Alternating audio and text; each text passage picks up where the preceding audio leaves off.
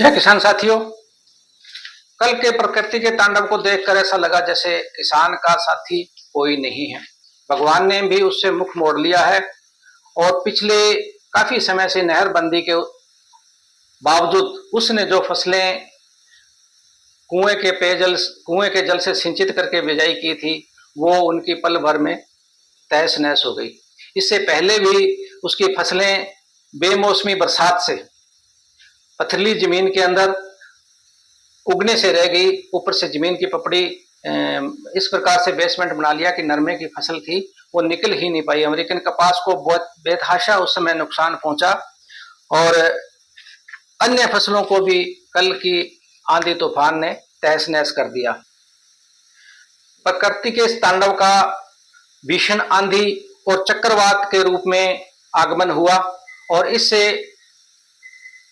उत्तरी भारत के अंदर राजस्थान, पंजाब, हरियाणा और दिल्ली तक के इलाके प्रभावित हुए।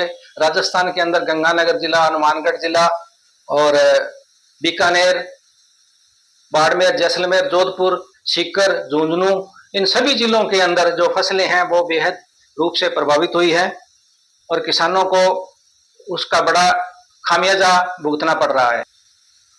जो एक एक महीने की फसल थी, जो अधिकांश मेहनत के साथ बोई गई थी और बिना नहरी पानी के कुएं के जल से सिंचाई करने के उपरांत किसान ने बिजाई की थी, लेकिन वो फसलें अभी कल के तांडव के अंदर बिल्कुल तहस नहस हो गई और अब उनका जो एक महीने का समय था वो निकलने के उपरांत अब आगे की फसल की बुआई कब होगी, कैसे होगी, ये सिंचित पानी पर निर्भर करता है कि सिंचित पानी उनको कब मिलता है, कैसे मिलता है।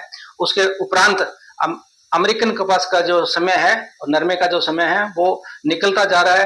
अधिकांश एक हफ्ते के अंदर अंदर इसकी बिजाई होनी चाहिए। एक हफ्ता बाकी और है इसकी बिजाई का, उसके बाद में इसकी बिजाई बेहद रूप से प्रभावित हो जाएगी और पछेती मानी जाएगी, उसके होने की कोई संभावना नहीं। कल के तूफान के अंदर बिजली पल भर में गायब हो गई।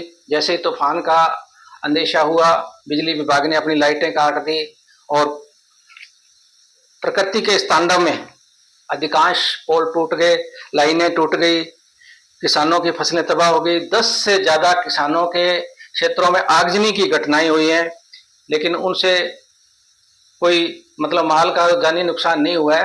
उनको समय रहते नियंत्रित कर लिया गया है। मंडी में पड़ी फसलें भी किसान की खराब हो गई और उन पर भी आंधी और तूफान से बेहद असर पड़ा। अधिकांश जो सोशल मीडिया पर रिपोर्टें आई हैं उनके अनुसार जो रेतीले इलाके थे उनमें खड़ी फसल तूफान के साथ ही उठ गई। नीचे से जमीन सारी मिट्टी निकल गई। मिट्टी निकलने के बाद में फसल की जो जड़ें थी वो निकल आई बाहर और फसल एकदम से उस एरिया के अंदर साफ हो गई।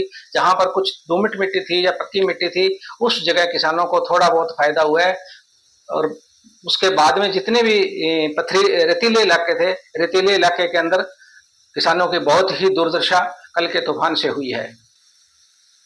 अब जो सरकार ने एक बार पानी दिया है वो सिर्फ पेयजल के लिए दिया गया है। गंगानगर, हनुमानगढ़, बीकानेर, नागौर, जोधपुर, बाड़मेर, जैसलमेर को सबसे पहले पीने का पानी दिया जाएगा, उसके बाद में सिंचाई के लिए पानी उपलब्ध कराया जाएगा। तब तक अमेरिकन कपास जो होगी या नरमा होगा ये लेट हो जाएगा और उसकी बिजाई नहीं हो पाएगी। इस तूफान से और चक्रवात से जो नुकसान हुआ है वो किसान का नुकसान अब पूरा होना असंभव है। कई किसानों ने बताया कि कल के तूफान से जितनी भी फसलें प्रभावित हुई है उनकी कमी पूर्ति होनी मुश्किल हो जाएगी। नरमे की जो बिजाई थी उस पर प्रभाव पड़ेगा और उत्पादन कम हो जाएगा, क्योंकि अब जो नरमा बिजाई होगी वो नरमे की बिजाई लेट हो जाएगी और लेट होने से उसका उत्पादन पूर्णतया कम होगा और आने वाले समय के अंदर यदि इसी प्रकार से अन्य फसलों की नरमे की जगह बिजाई हुई तो वो भी इसको प्रभावित करेंगी। अन्य फसलों के भाव कम मिलने की संभावना होती है और नरमे या कॉटन, अमेरिकन कपास जो होती है इसकी ज्यादा भाव मिलते हैं, इसलिए ज्यादातर किसानों का रुझान जो है अमेरिकन कपास की तरफ ही रहता है और वो इसकी ही बुआई करते हैं। कल के तूफान से जगह जगह पेड़ उखड़ गए, सड़कें अवरुद्ध हो गई, आवागमन के साधनों पर प्रभाव पड़ा और लोगों को अपने गंतव्य स्थान पर पहुंचने में बहुत ही दिक्कत महसूस करनी पड़ी। और उत्तर भारत के अंदर प्रकृति का ये कल तांडव हुआ है उतना बड़ा तांडव आज तक कभी भी देखने को नहीं आया।